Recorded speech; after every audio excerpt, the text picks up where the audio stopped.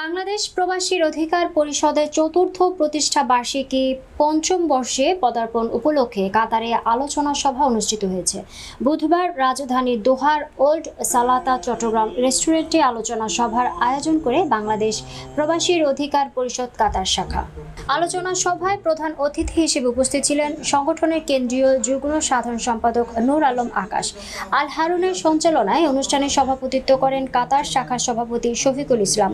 বিশেষ অতিথি হিসেবে উপস্থিত ছিলেন সাধারণ সম্পাদক আলী আহমদ বাড়ি, সিনিয়র সহ সভাপতি শফিক বিন আকবর, সহ সভাপতি জিএম জাফিরুল, সহ সভাপতি মোশাররফ হোসেন প্রমুখ।